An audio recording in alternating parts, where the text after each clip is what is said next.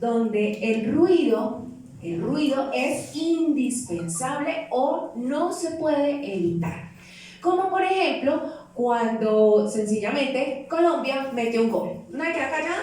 No, ¿cierto? Uno celebra, hay ruido. O cuando se está festejando al cumpleañero. O también cuando estamos en hora pico y vamos por una avenida principal y hay un alto tráfico, ¿cierto? O sencillamente cuando se prende la licuadora, hay mucho ruido. Cuando se prende la licuadora en mi casa, Gabriel automáticamente se tapa los oídos y se desaparece. No le gusta el ruido de la licuadora. Pero también hay otros momentos en los que es necesario el silencio. Como por ejemplo, cuando estamos en una biblioteca, que hoy día casi ya no se utiliza, pero todos aquí sabemos que es una biblioteca, ¿cierto? Y sabemos que es necesario el silencio. Pero también cuando hay una persona está al cuidado de un paciente crítico, ¿sí? Hay algunos pacientes que por su patología hasta el ruido o las vibraciones les generan dolor. Entonces es necesario el silencio. O sencillamente cuando uno considera que va a jugar escondite. Cuando en mi casa jugamos escondite con las niñas, eso no es escondite. Automáticamente después de que uno cuenta, ellas empiezan a esconderse riéndose. Entonces uno ya sabe dónde están. Y Gabriela empieza detrás de cada uno de nosotros. Entonces jugar escondite no se puede. Pero uno necesita silencio, ¿cierto? Hay otras circunstancias donde cuando uno escucha ruido, incomoda, donde uno dice, Dios mío, ojalá esto no sonara. Por ejemplo, cuando uno está en una conferencia, todo el mundo está callado, se acercan y te cuentan un chiste súper gracioso, aguantarse la risa. O que te suene el celular y lo tengas a un volumen muy alto. Eso incomoda, el ruido en esos momentos. Pero también hay otras situaciones en donde uno quisiera evitar el silencio. Como cuando hay una discusión en pareja y se necesita que el otro hable, responde y no hay comunicación, no habla, no responde, no pasa absolutamente. Y ese ruido ese silencio se vuelve un ruido muy fuerte. ¿Por qué? Porque uno necesita escuchar respuesta. Uno necesita saber para poder dar resolución a esa situación como tal. Hacer silencio o acallar lo que está sucediendo a nivel interior, acallar nuestra alma, a veces es muy complicado, a veces es muy difícil. ¿Por qué? Porque necesitamos respuestas, porque hay algo pendiente en nuestra vida, hay algo que necesitamos resolver, y cuando no hay esa respuesta, y sobre todo en el tiempo que uno lo está esperando, es muy difícil soportar ese silencio. Y sobre todo cuando le hablamos a Dios y estamos esperando que Dios responda y Dios no responde, Dios no dice nada, ¡ay, qué tan difícil es soportar ese silencio!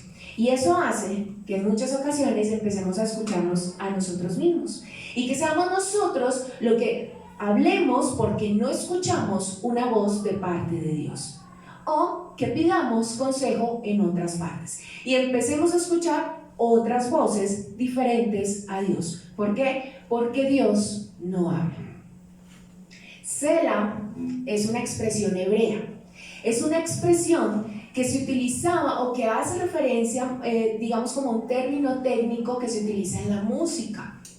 Y no hay una definición clara para esta expresión, pero lo que normalmente se creía o lo que se considera que significa Selah es como un interludio o una pausa que se hacía en la canción, ya sea para que los cantantes hicieran silencio y solamente se escucharan los instrumentos, o tanto instrumentos como coro hicieran silencio y quedara una pausa.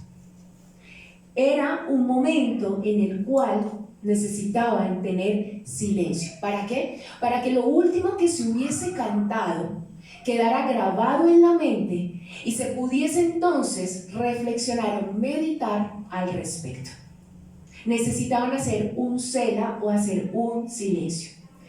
Un Selah es una definición, podría decirse, de deténgase y escuche.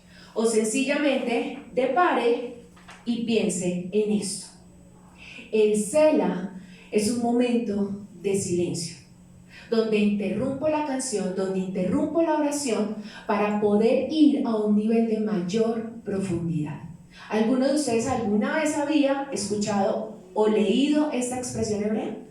Yo creo que sí, de pronto como que pasa de largo. Imagínense que en nuestra Biblia los salmos son canciones, son poemas, son oraciones, ¿cierto? Son composiciones que se atribuyen a los levitas o en casos específicos autores como el rey Salomón o el rey David. Y los salmos se distribuyen como en categorías. Hay algunos que son himnos, hay otros que son acción de gracias, pero hay otros salmos que son súplicas y lamentos. Y sobre todo en esos salmos que son súplicas y lamentos nos encontramos con esta expresión de Selah. A veces la pasamos de corrido porque no sabemos qué significa, no sabemos para qué está ahí y sencillamente seguimos derecho. Hay un ejemplo y es el Salmo 32. Si usted quiere lo va buscando, todavía no vamos a mirar, pero el Salmo 32 tiene varios momentos de interludio o varios momentos de silencio. Y cuando nosotros miramos el Salmo 32 dice, Salmo de David, masquil. Esta es otra palabrita que a veces nos encontramos. Y cuando hablamos de masquil, estamos hablando, también es un término o una expresión hebrea que significa instrucción. Y ojo, que cuando un salmo, debajo de su título, salmo tal, y dice salmo de quién, si aparece masquil, sabemos que significa instrucción. Y esto es porque era para aquellos que tenían capacidad de entenderla. Entonces, cuando dice masquil, era una instrucción para aquellos que iban a cantar o iban a leer y lo podían entender, lo podían comprender. ¿Qué significa Selah? Deténgase y escuche, es lo que se podría traducir, pero recuerde que habla de un silencio, una pausa, un momento en el cual debemos prestar atención a lo último que se dijo para poder grabarlo en mi mente y para poder hacer algo respecto a lo que me estaban diciendo. Aquí todos, yo creo que todos oramos. Y en muchas ocasiones hay algunas personas que cuando oran, inician sus oraciones hablando acerca de su condición emocional. Cómo me siento, qué me hicieron, qué está pasando. Y eso está bien, no hay nada de malo, ¿sí? Pero ¿qué sucede? Cuando estamos en ese momento de oración y decimos qué nos hicieron, cómo me estoy sintiendo, si estoy triste, si estoy enojado, mire lo que me quitaron, mire lo que me pusieron, eso es un momento como de catarsis, de desahogo, donde yo estoy expresando cómo estoy. Es bien, no está mal, pero ojo, porque en ese momento no hay respuesta. En ese momento yo no tengo fortaleza, lo único que yo estoy haciendo es desbordar todo lo que yo siento a nivel emocional. Y hay algunas personas que cuando oran de esta manera inicialmente y cuando terminan de decir cómo están emocionalmente, podrían decir, ay, siento como un alivio, como que me descargué, como que solté algo. Y muchos se quedan allí, porque esa leve descarga consideran que es el fin. Y muchos se quedan hasta allí porque sienten que su cuerpo ya no tiene esa carga emocional. Y en el Salmo 32 vamos a ver un ejemplo de eso. Salmo 32, versículos 3 y 4. Dice, mientras guardé silencio, mis huesos se fueron consumiendo por mi gemir de todo el día. Mi fuerza se fue debilitando como al calor del verano, porque día y noche tu mano pesaba sobre mí. Y entonces David está diciendo cómo se siente, qué es lo que le está sucediendo. Y ahí dice, Selah.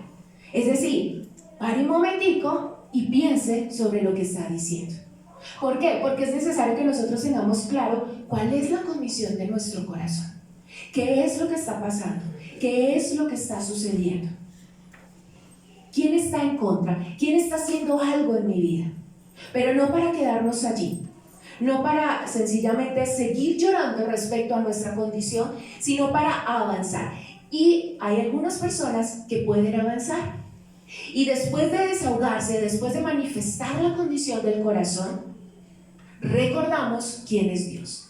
Y entonces decimos, pero Dios es fiel, pero Dios es bueno, pero Dios es todopoderoso, pero Dios me ha sacado, Dios me ha dado, y recordamos las promesas del Señor. Vamos a mirarlo en el versículo 7 del mismo Salmo 32, versículo 7, dice, tú eres mi refugio, Tú me protegerás del peligro y me rodearás con cánticos de liberación.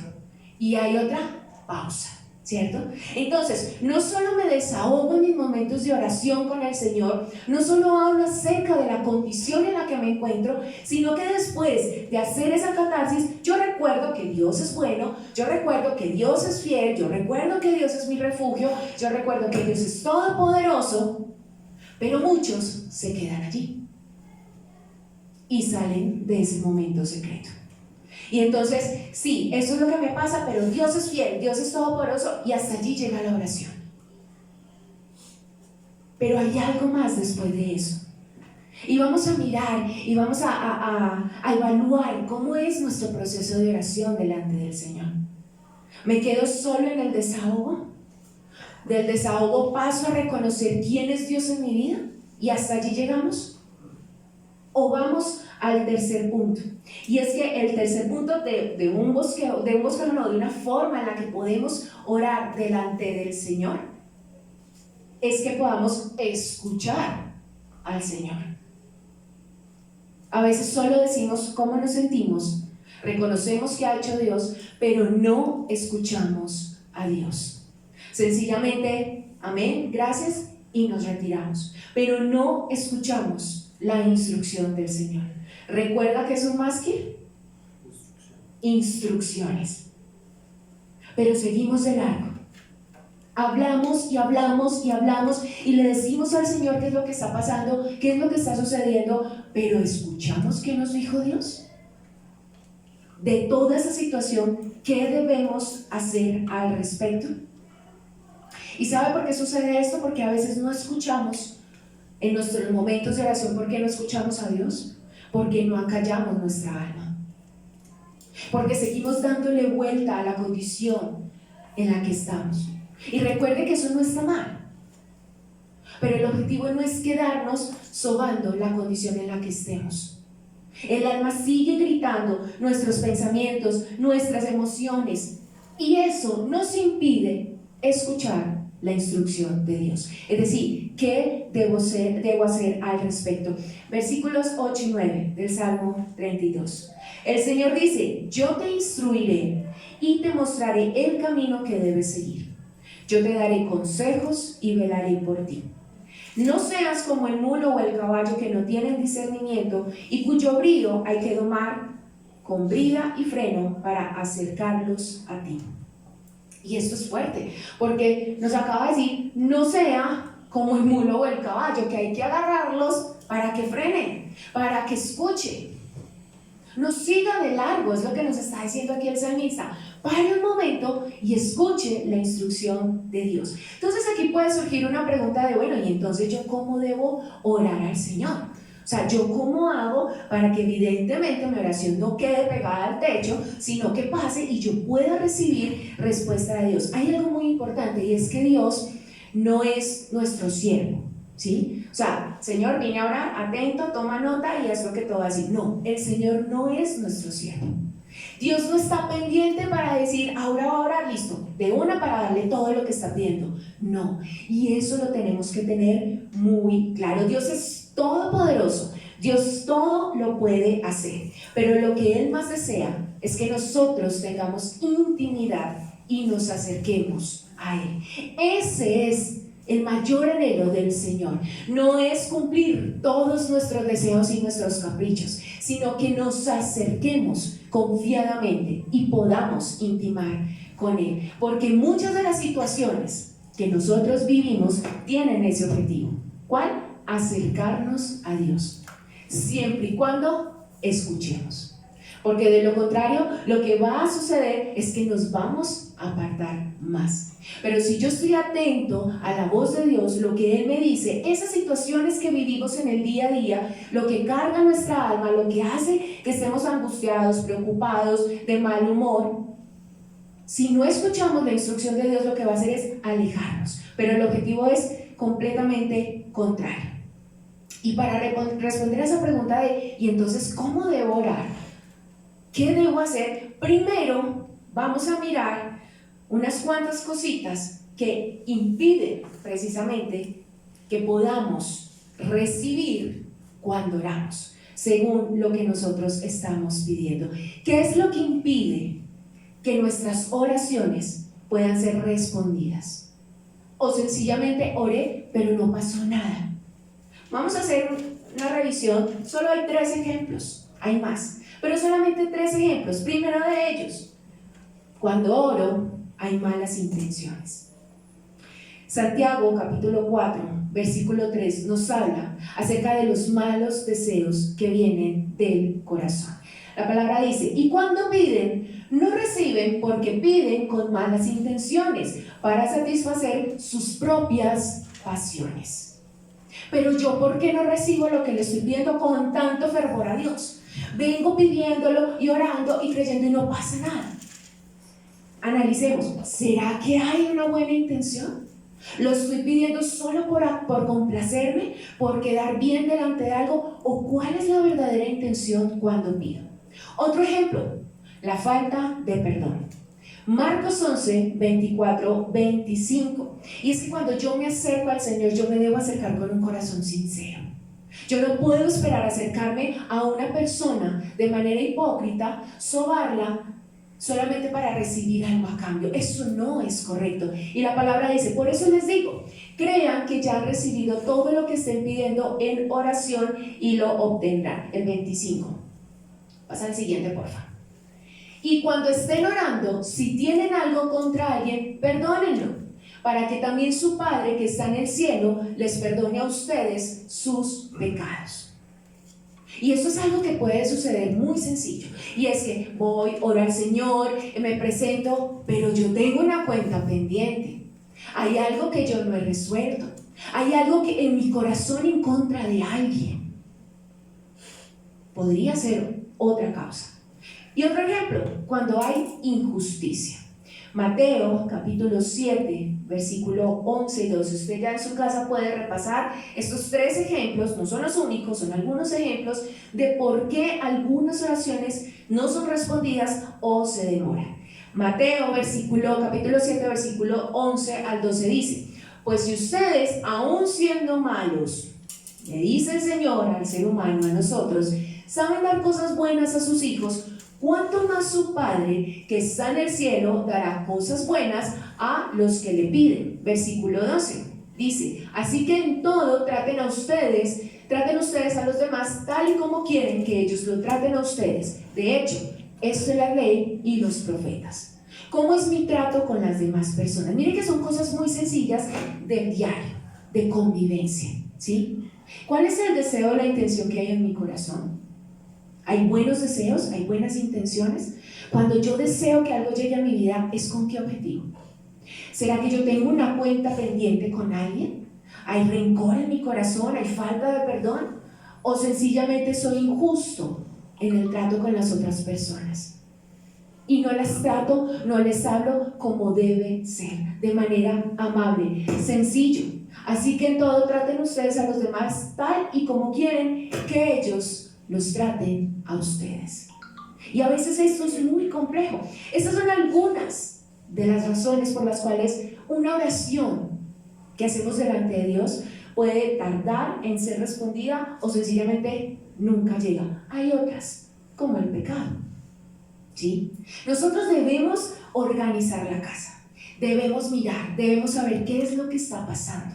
¿Cómo está esta casa? ¿Cómo está mi vida delante de Dios? Y nunca desconfiar del poder de Dios. Porque es que cuando algo no llega no es porque Dios no pueda. Dios es todopoderoso, todo lo puede hacer, absolutamente todo.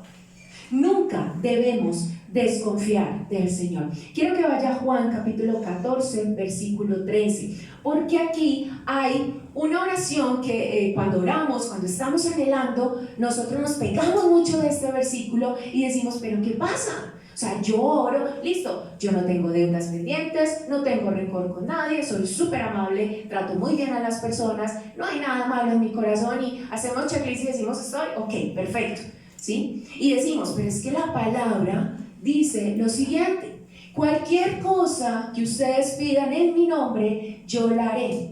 Así será glorificado el Padre en el Hijo. Pero es que Dios dice que si yo le pido, Él me va a responder. ¿Cierto que sí? Hay muchos versículos que hablan al respecto. Pero ¿por qué Dios no me responde?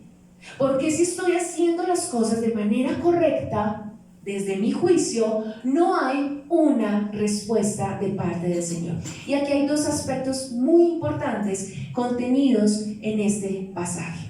Y el primero de ellos es que dice, en mi nombre. Está hablando Jesús. Y el primer punto es, en su nombre. Y cuando habla de en su nombre, es en el nombre de Jesús. Y es lo mismo que decir, yo voy a pedir lo que pediría Jesús. ¿Será que lo que yo le pido al Señor en oración es lo que pediría Jesús? Cuando habla de en su nombre, está hablando de pedir de acuerdo a su voluntad, no de acuerdo a la mía. Lo que yo pido, lo que yo deseo, ¿lo pediría Jesús?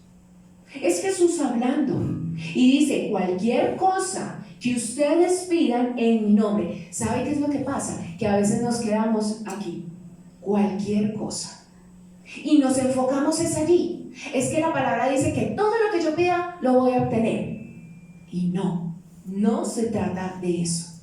Cualquier cosa que pidan en mi nombre, lo que tú pides, yo te lo voy a dar si lo haces en mi nombre, es decir, según mi voluntad, no la tuya, no lo que tú piensas o lo que tú consideras que es, sino según lo que yo considero que es correcto.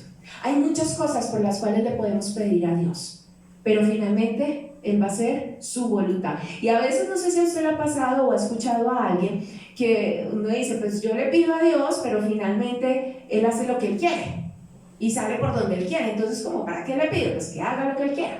Ya como resignados, como que ¿para qué pido? Pero es que nos está diciendo que pidan en mi nombre lo que yo le pediría al Padre según la voluntad de Dios.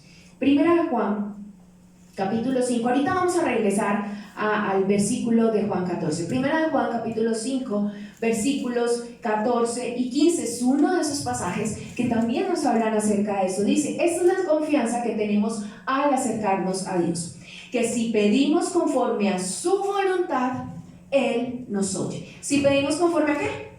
A su voluntad. No a lo que yo quiero, como yo quiero, cuando yo quiero, de la forma que yo quiero y decorado como yo quiero. De acuerdo a su voluntad, ¿Él qué? Él nos oye. Y el versículo 15 nos dice, y si sabemos que Dios oye todas nuestras oraciones, podemos estar seguros de que ya tenemos lo que le hemos pedido. Miren que aquí habla de una seguridad impresionante. Y es, yo estoy seguro que Dios me va a responder porque lo que yo estoy pidiendo es de acuerdo a su voluntad. Entonces fíjense que esto aquí a mí me parece increíble porque es, yo estoy pidiendo de acuerdo a la voluntad de Dios. Yo estoy pidiendo lo que Jesús pediría. Y entonces aquí viene el ejercicio de revisar, tal vez, ¿por qué no he recibido? ¿Por qué se ha tardado? ¿De qué manera lo estoy haciendo? Y aquí valdría la pena revisar si alguno de los tres ejemplos que vimos ahorita, que impide una respuesta a una oración, están presentes, u otros. Primera de Juan, capítulo 3, versículo 22. Nosotros vamos a obtener lo que hemos pedido porque estamos haciéndolo de acuerdo a la voluntad del Señor y porque obedecemos sus mandamientos y hacemos lo que le agrada. Miren que esto es impresionante. Aquí lo que está diciendo es, anulémonos. No es de acuerdo a mis deseos, no es de acuerdo a lo que yo quiera, no es de acuerdo a cualquier cosa que pidan. Aquí dice, recibimos todo lo que le pedimos, todo, no algunas cosas, todo, porque obedecemos y hacemos lo que le agrada. Obedecemos. Cuestión difícil. Y no es en lo que yo quiera o en lo que se me haga más fácil. Obedecer su palabra y caminar como a Él le agrada, es decir, hacer su voluntad. Daniel, capítulo 10, versículo 12 al 13. Y esto es muy importante porque entonces uno dice, listo, estoy haciendo lo que al Señor le agrada, estoy obedeciendo su palabra, pero ¿qué pasa? Tampoco fluye. Recordemos que hay un mundo espiritual. Recordemos que nuestra lucha no es contra las personas. Hay un mundo espiritual de autoridades de maldad. Y eso es un ejemplo, este pasaje de Daniel es un ejemplo de ello. Daniel estaba orando al Señor para que Él tuviera misericordia de Jerusalén. Pero se le aparece el ángel Gabriel, que lo vemos en las escrituras como aquel que anuncia, que lleva el mensaje del Señor. Se le aparece el ángel Gabriel y que le dice: no tengas miedo, Daniel. Tu petición fue escuchada desde el primer día en que te propusiste ganar entendimiento y humillarte ante tu Dios. En respuesta a ella, estoy aquí. ¿Qué pasa aquí? Lo que sucede es que en el capítulo anterior, en el 9, Daniel dijo: por fin entiendo la profecía del profeta Jeremías sobre ese tiempo de desolación de Jerusalén. Por eso dice: desde el momento en que te propusiste ganar entendimiento y humillarte ante tu Dios. Ustedes recuerdan que Daniel es conocido ¿por qué? Por orar, orar y orar, ¿sí? Y cuando él dice: por fin entiendo qué es lo que va a suceder con Jerusalén, entonces oro más porque estoy pidiendo al Señor que tenga misericordia y que nos ayude. Y Daniel oraba, pero no pasaba nada, no había respuesta. Y entonces Gabriel le dice: tranquilo, desde el primer momento que te dispusiste ya vino respuesta. Pero ¿qué pasa? Versículo 13 dice: durante 21 días el príncipe de Persia se me opuso a nivel espiritual. Así que acudió en mi ayuda Miguel, uno de los príncipes de primer rango, y me quedé allí con los reyes de Persia. Nosotros no podemos ignorar las maquinaciones del enemigo. Nosotros tenemos que tener claro que hay un mundo espiritual. Si yo solo me centro en que hay un mundo natural, esto es lo que vemos, lo que podemos conseguir con el fruto de nuestro trabajo, de acuerdo a nuestras habilidades, pues ya llevamos perdida, porque hay un mundo espiritual. Por eso la necesidad de que entremos en oración y dependamos del Señor. Entonces no podemos ignorar que el enemigo, cuando ve que estamos caminando en su voluntad, que estamos haciendo de acuerdo a los principios que el Señor nos dice, que estamos obedeciendo, que estamos haciendo lo que al Señor le agrada, y ojo que eso no tiene que ver con que no cometa pecado. Sí, vamos a cometer pecado, pero pido perdón, me arrepiento, me paro y vuelvo y sigo. Pero cuando el enemigo ve que tú y yo decidimos obedecer al Señor, decidimos caminar conforme a la voluntad del Señor, Él no se va a quedar quieto y va a venir oposición. Pero si nosotros ante la oposición caemos y decimos: ¿sí ven? Es que no se puede, esto es muy difícil, Dios no me escucha, no estamos haciendo absolutamente nada. Regresamos, porfa, al versículo de Juan, capítulo 14, versículo 13. Primer aspecto: en su nombre. ¿Estamos pidiendo en su nombre? ¿De acuerdo a su voluntad? ¿De acuerdo a lo que pediría Jesús al Padre? Yo lo haré, así será glorificado el Padre en el Hijo. Y este es el segundo aspecto. Yo creo que la mayoría llegamos como hasta acá, dándole énfasis a cualquier cosa que ustedes pidan. Pero el segundo aspecto dice: así será glorificado el Padre en el Hijo. Y cuando vamos a ver qué significa glorificar, es honrar, exaltar, alabar, que sea digno de gloria.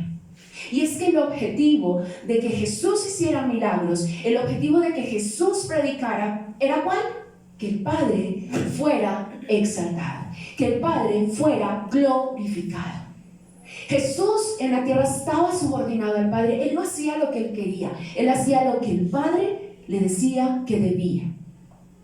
Y el objetivo era que el Padre fuera glorificado. Así que aquí hay algo bien interesante, y acompáñenme al Salmo 143, versículo 10. Y no sé si usted lo ha escuchado, yo lo he escuchado muchísimo, y es que aquí nosotros no decretamos, nosotros no le damos órdenes a Dios, nosotros nos sometemos al Señor. Nosotros estamos bajo la voluntad del Señor. Y eso de yo decreto y así va a ser y no hay una respuesta contraria, no es bíblico. Porque es que no es conforme a lo que yo quiera, es conforme a ¿qué? A la voluntad del Padre. Dice, enséñame a hacer tu voluntad. Cuando yo le digo a alguien, enséñame, ¿yo le estoy dando una orden? No, yo lo que estoy haciendo es, estoy debajo de ti, estoy a tu disposición, dime qué hago, enséñame a hacer tu voluntad porque tú eres mi Dios, que tu buen espíritu me guíe por un terreno sin obstáculos. Por eso al principio decíamos que es que Dios no es nuestro siervo para que haga y cumpla todo lo que nosotros deseamos. Cuando yo entiendo que cualquier cosa que pida en su nombre, es decir, de acuerdo a su voluntad, y que eso debe glorificar a Dios, es decir, exaltar su nombre, honrar su nombre, y que muchos hagan lo mismo, entonces yo puedo entender y voy a tener la firme confianza de que lo que yo le estoy pidiendo al Señor va a suceder. De lo contrario, no. Hasta que yo pueda modificar las intenciones con las cuales yo estoy pidiendo.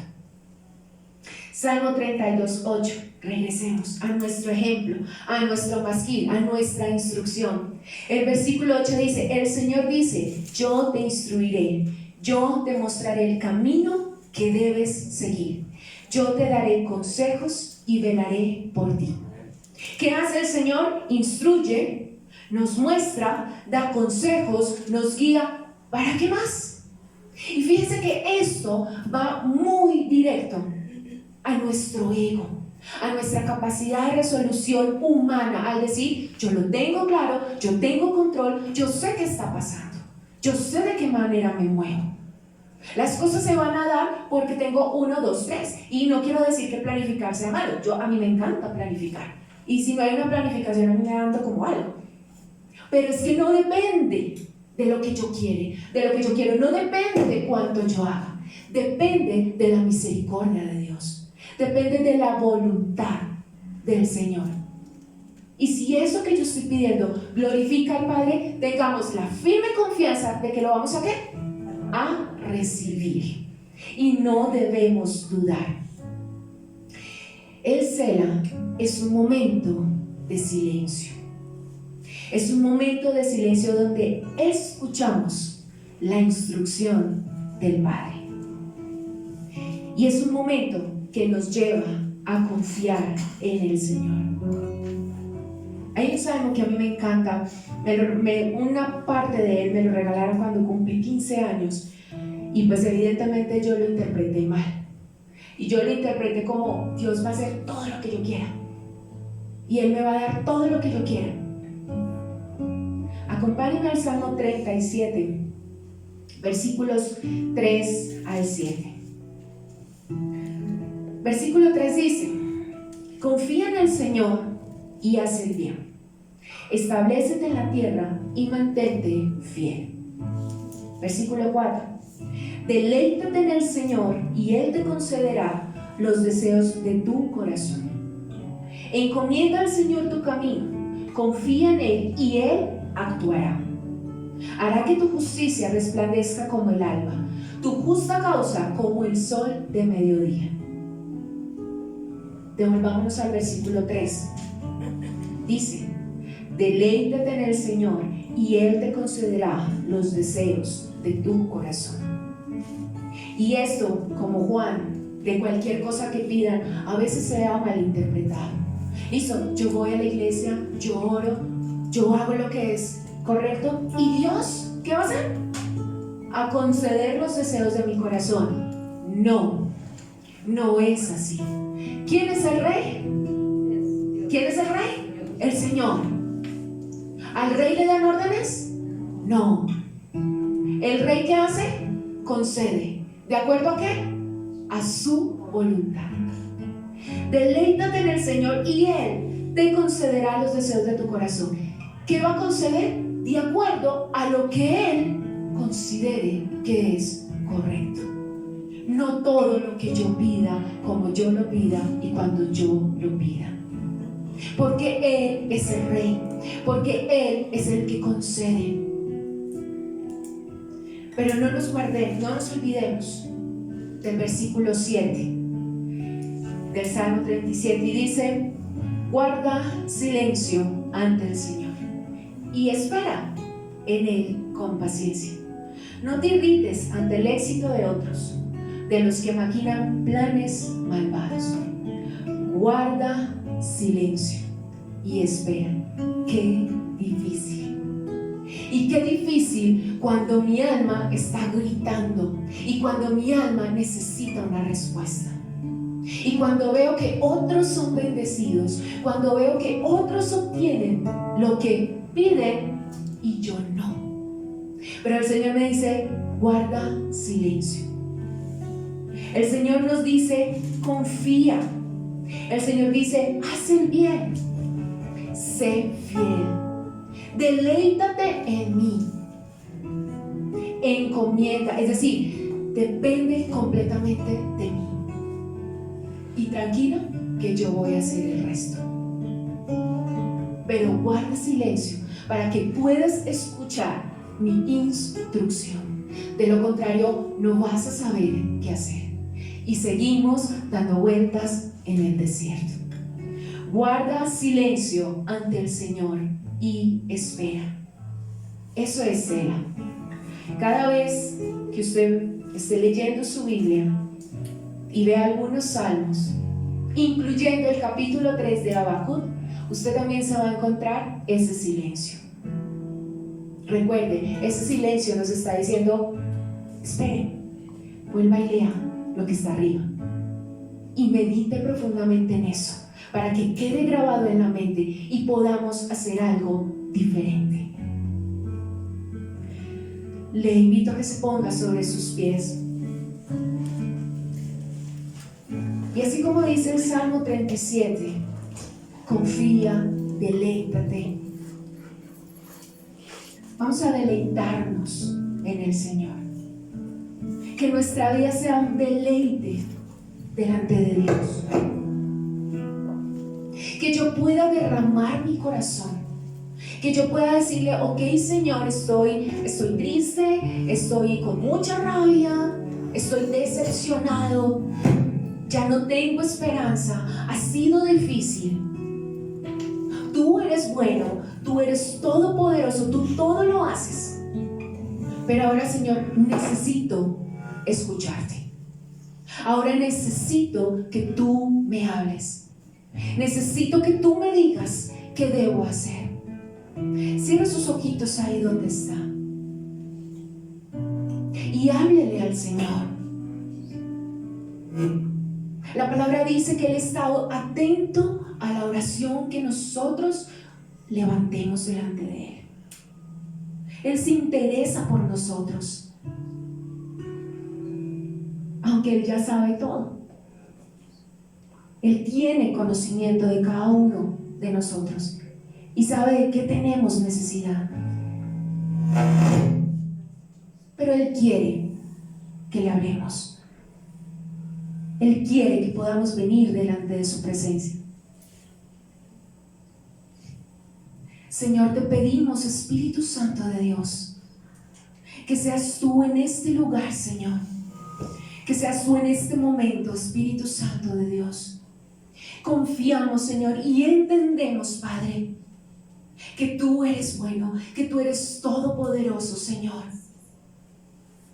Espíritu Santo, tu palabra dice que confiemos, que si no sabemos cómo pedir, si no sabemos cómo dirigirnos, tú, Espíritu Santo, nos ayudas. Tú intercedes por nosotros. Dígale en este momento cuál es la condición de su corazón. ¿Es la tristeza? ¿Es la agonía? ¿Es la ansiedad? ¿Es el temor? ¿Es la autosuficiencia? ¿Es el orgullo? ¿Es el egoísmo? ¿La vanidad? ¿La envidia? Dígale cómo está su corazón. Él ya lo sabe. Pero somos hijos y Él es nuestro Padre. Y Él desea que nos acerquemos confiadamente a nuestro Padre.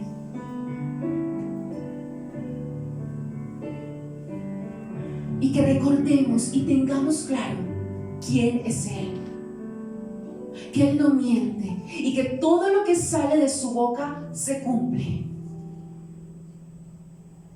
Pero es momento de que tú y yo escuchemos atentamente la instrucción de nuestro Señor.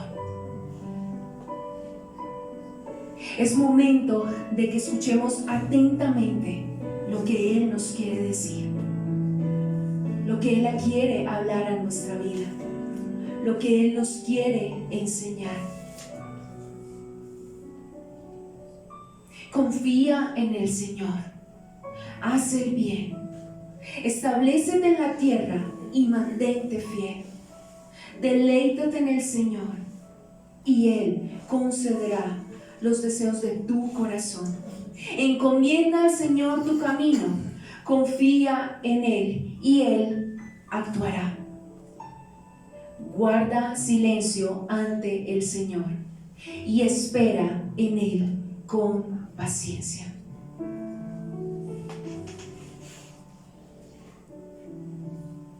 Cuando yo me deleito en el Señor, todas las otras cosas vienen por añadidura. Nuestro objetivo no es buscar la mano de Dios. Nuestro objetivo es buscar la presencia del Señor y hacer su voluntad. Gracias, Espíritu Santo de Dios. Derramo del perfume sin importarme nada. No hay nada en este mundo que se iguale a tu mirada. Perfecta fue esa cruz, la que me dio el acceso para poder hallarte en mi lugar secreto. Derramo del perfume sin importarme nada. No hay nada en este mundo que se iguale a tu mirada. Perfecta fue esa cruz, la que me dio el acceso para poder hallarte en mi lugar secreto. No hay lugar que se compare, donde a solas pueda adorarte. No hay lugar que se compare, donde a solas pueda adorarte.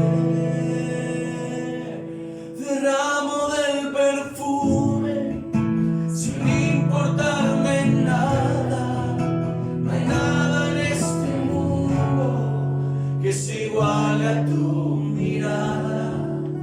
Perfecta fue esa cruz, la que me dio el acceso para poder hallarte en mi lugar secreto. Señor, te damos muchas gracias esta mañana. Salimos llenos de tu palabra, llenos de tu instrucción. Y que a partir de hoy, Señor, podamos poner por obra la forma nueva en la que tú estás diciendo, Señor, que debemos orar. Y decimos nueva, Señor, porque seguramente la anterior veníamos haciéndolo mal. Gracias por instruirnos, gracias por enseñarnos. Te rogamos que haya un corazón obediente a tu palabra. Te rogamos que haya un corazón, Señor, determinado por ti, amante de tu presencia, que te busque en el secreto y que nos acordemos de toda esta palabra que nos has dado hoy, y que el propósito de orar sea, Señor, glorificar al Padre. Tú quieres bendecirnos, eso es verdad, pero quieres hacerlo en tu tiempo, a tu manera, en el nombre de Cristo Jesús. Yo te doy gracias por la vida de mis hermanos. Oro, Señor, te ruego que tú abras Señor del cielo, espacios nuevos esta semana en su trabajo, en sus empresas, en el corazón, Señor, para que a solas en su habitación ellos puedan buscar y encontrar tu rostro. Señor, que podamos crecer esta semana, que podamos crecer en tanto que busquemos tu presencia. Dice tu palabra: amado, yo deseo que tú seas prosperado y que tengas salud, así como prospera tu alma. Así dice tu palabra, Señor. Mientras nuestra vida espiritual, mientras nuestra relación contigo va creciendo, todo lo que somos, Señor, a nuestro alrededor crecerá. En el nombre de Jesús te damos muchas gracias y salimos de este lugar con tu bendición. Amén, Señor. Y amén. Un abrazo, hermanos.